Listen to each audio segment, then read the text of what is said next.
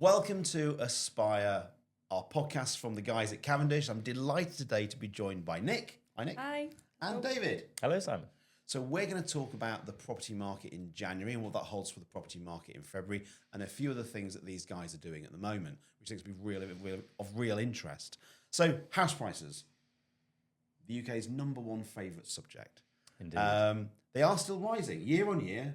Everywhere you operate, Chester, Moldwithin, they've gone up. Yeah. But we're seeing some softening of volume. So instructions are coming down a little bit, particularly in Mold and Within. Given that, and therefore it's a competitive market, how should sellers get their home properly launch ready in this competitive market? Yeah, no, it's a good question. And yes, I think in this competitive market where volume levels are smaller, the people are a bit more price sensitive, I would say. And the vendors, sellers, we need to be, basically a lot more competitive in our presentation. So yeah, how can you prepare your house for sale? Presentation is one of the most important things, I would say. So that could be decluttering, it could be making sure staging is right. But at the end of the day, you're not selling your home, you're selling your buyer's next home, which is a really good quote that I heard a few years ago from someone. I thought that's so important, isn't it? Because actually, you're not your target market as a seller. We were talking about this with someone else earlier this morning. Your taste isn't the taste of everyone else's. No. And actually, there's a lot about neutrality in terms of making your property more neutral. Yeah. So someone can actually put their own personality on top of it. Yeah. So for example, we sold my house a couple of years ago. It was a 2-bedroom terrace house, and we were selling because we've now got 2 children and we needed a bigger home. And I used there was a 3rd bedroom. It wasn't really a bedroom. It was a tiny little box room. And it was the old Victorian bathroom, basically. And I used it as a home office, had a tiny little desk in there. But that might not have been suitable for the next buyer. So we staged it completely differently when we put it on the market, because not everyone wanted to use that room as an office. Actually, that could have been a small nursery. It could have been a tiny little room. Could have been a 3rd bedroom. So yeah, I think staging is very important. And actually, we were talking about this before we started recording. There's a mutual acquaintance, a guy called Chris Webb, who talked about genuine kindness, about a good estate agent is honest with the vendor, the person who's selling. The smell might not be quite right if you love wet dogs. The old sort of like it's a caricature of how we do it. Is you bake bread.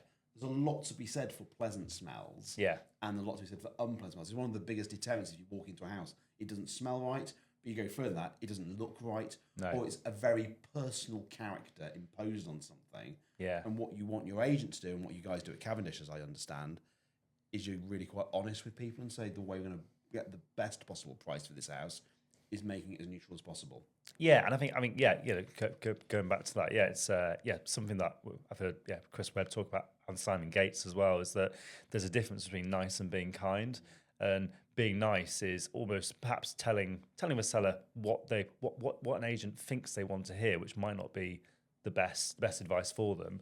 But being kind is actually saying, yes, do you know what we need to do? We need to get some professional cleaners in here and actually enhance the smell, because the owner might have 5 dogs, and that's fine. But that might be a deterrent to a potential buyer. So yeah, I think there's a lot in giving someone advice to actually help them. And because you know what you're talking about, you actually feature in the Right Move's latest guides on this stuff, don't you? So Right Move produces guides on all these topics. Yep. So I was quoted, I think about 4 or 5 times on this. Yeah. How much did you pay them? Absolutely nothing. No, we've got a good relationship with Rightmove actually, and they approached me and said we're gonna put a guide out about top tips to get your home ready for sale. Would you write a quote? So I didn't just write one quote. I wrote a whole page of A4 of tips, and they used most of them in the article, which is great. So we'll put a link to that in the show notes. That'd be fantastic. So that's one side. House prices are generally good, but we've got fewer instructions. So get your property ready so it stands out. Completion times. You actually did quite a lot of work about this last September. You did some research. Yeah. You showed actually how much it slowed down over time. Yeah. And actually, you did some local research about your local area. And yes, it's just getting slower. It's getting worse. So we're now looking at 6 months and beyond potentially for a completion. Yeah. That is a long time. It is. What would someone at Cavendish, what would you advise a seller to do to get legally prepared and otherwise prepared to avoid any of those delays? Yes, so it's exactly that. One of the most important things you can do. So it's not actually, I think almost once the sale's agreed, you almost, with some of this, you're actually too late.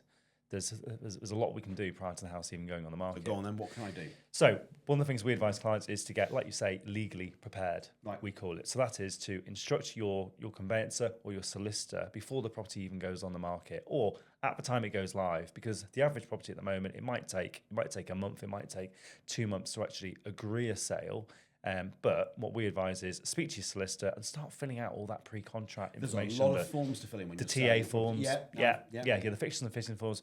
Because you moved house last year, so did I, and if my other half, Millie, if she wasn't as organised as she is on paperwork and stuff like that, it would have probably taken me another 2 or 3 weeks to move home, because as soon as our house went on the market, she said, right, tonight we are sitting down and we are going through this. And it took hours, but we did that the day the house went on the market. So when our sale was agreed, our solicitor, as soon as we got the buyer's solicitor details, our solicitor literally just sent that contract straight to them, with all that information. Whereas quite a lot of people, they'll get their offer agreed and then they'll go, oh, right, we need to get a solicitor, and then they'll, spend a few days getting quotes, trying to find a solicitor, and then they send the engagement, paperwork out, and then it takes another week to fill out the paperwork, and they'll sit on it. And actually, you want to have spoken to a few of the other people who are involved in the process in advance, so you find the right one.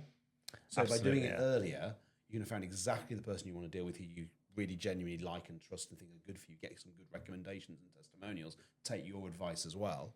Yeah. But by having all that done, we had some horrendous problems of retrospective planning permissions that had not been done and not put in place. It was like a catalogue of errors that could have reduced what turned out to be, to the day, 6 months. Could have probably been 4.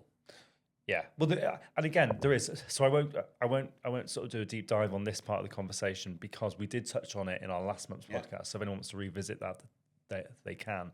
But reservation agreements as well, because I think reservation agreements will make the sale more secure. So the average at the moment, 1 in 3 house sales fall through. When there's a reservation agreement in place, it's 1 in 20. So if you like the sounds of those, I'd speak to us about reservation agreements. But the main point I'm going to make here is not about the security of the sale, but on the time. When there's money on the table, the deal tends to go through a little bit quicker because people are a little bit more focused. So if anyone wants to chat to us about reservation agreements, we work with a company that arranges this on our behalf, and it works really, really well. And again, I saw someone post about the fact that it was almost the reservation agreement that actually got the deal over. Yeah, just put everyone motivated on the same purpose, because there was money on the table, there was genuine risk if they didn't get it over the line.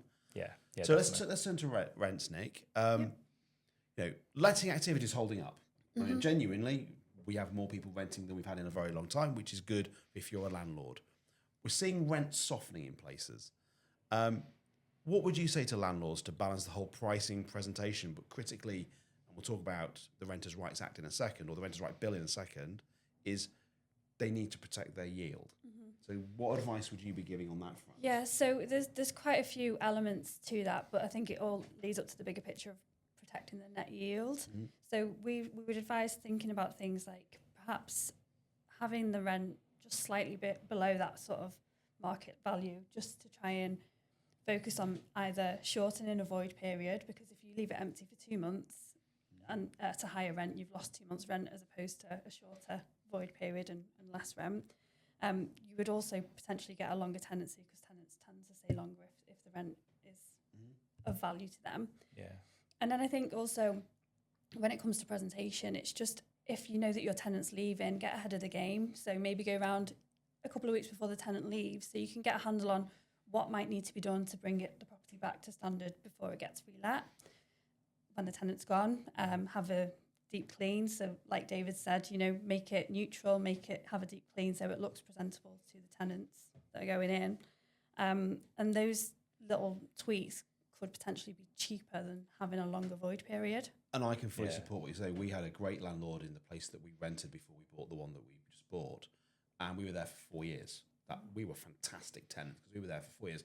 No void period for 4 years. Yeah. And while the rent was competitive, it wasn't what the place would have been on the open market.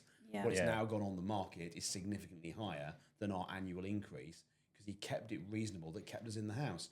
If he'd gone up with the market, we probably would have moved. That's it. And that we'd also advise landlords to avoid overpricing when it comes back to the market, because if it hangs around a bit longer, tenants can think, why has it been marketed for so long? Why hasn't it let? Yeah. You might potentially not get a better pool of applicants to choose from.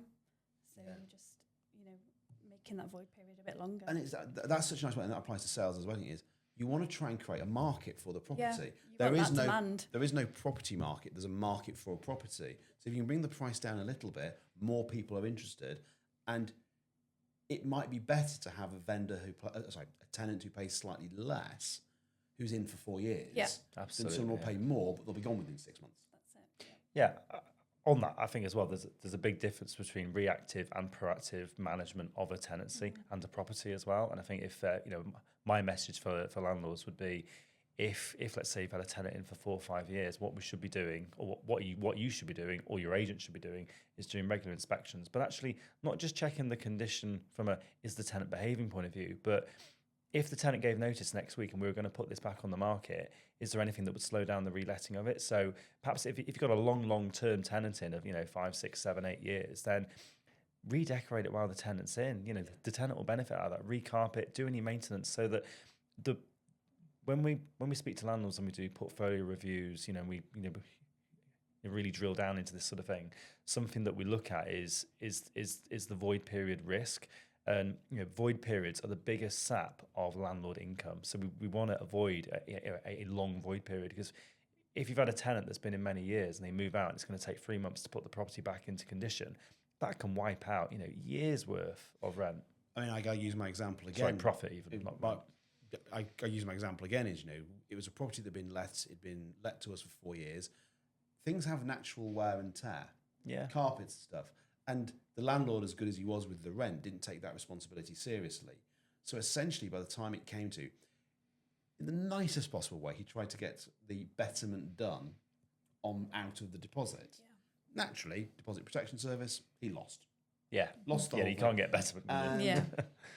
Had he taken his response, and that meant that when he then did it, it took longer when it was void because he needed to redo it. If he just, we would have contributed. That's the funny thing. We would have contributed to the upgrade a bit more if he just asked us.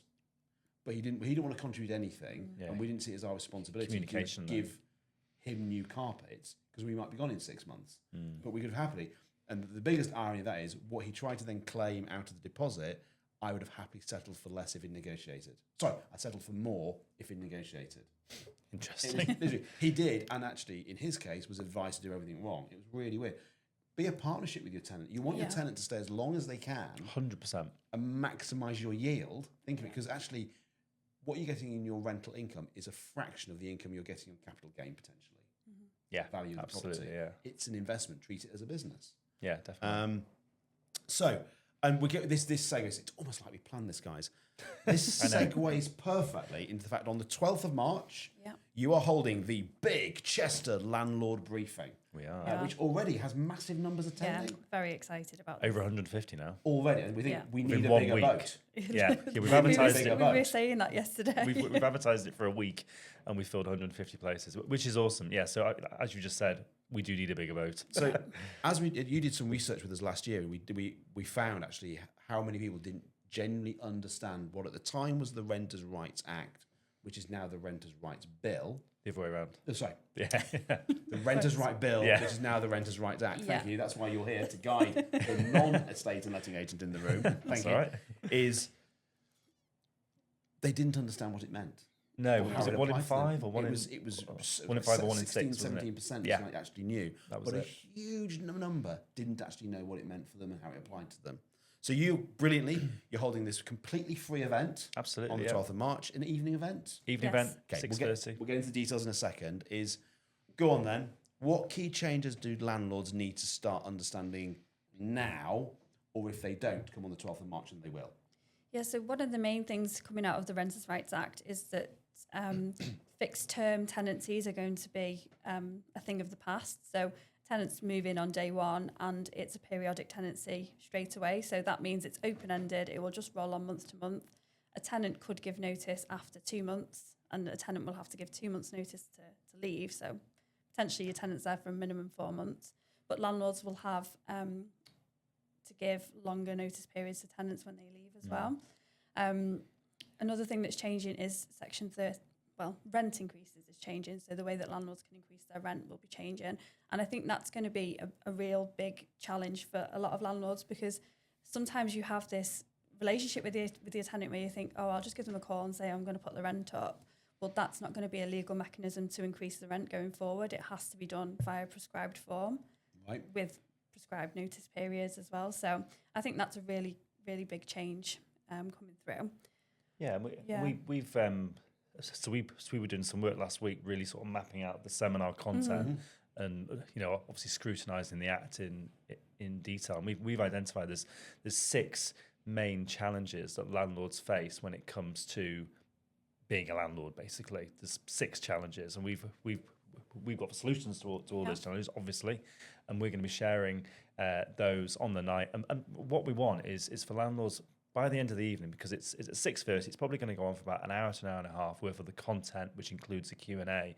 But what we want is that landlords are going to leave with an action plan of things they can do straight away, to protect themselves. Yes, we're really excited about the event, aren't we? So it will be interactive, as they can bring questions. Can they submit questions in advance? Absolutely. Yeah. Please do. They can do that however they want to do. They can email us. We'll put the details in the YouTube. They can DM us on social media. Please, we want lots of questions. So first of all, Miss Hancock, I apologise. That was my A-level politics teacher for mixing up my bill and act. She will not forgive me. Got an A-level in politics and I messed that one up. That's embarrassing. Education overrated. So an act follows the bill. Let's get into the detail then. It is on the 12th of March. It is at the Doubletree by Hilton in Hull, Chester. Okay. It starts at 6:30 p.m. It will be for how long? It will be for about 90 minutes. And if I want to attend, how do I get on the list? The already rammed list. So if you go to chesterlandlordevent.co.uk. chesterlandlordevent.co.uk, spelled as it sounds. We'll put a link beneath here. We will, yeah. You can register your details and you get a free ticket. We do require that everyone that is going to attend registers. So, for example, if you register and you bring in your partner, wife, husband, etc., then we need a separate registration for them as well, just so we've got a full idea of numbers. And given the capacity numbers we were talking about earlier before we started recording, that's really important. You can register as many people as you want. You just need to register them all.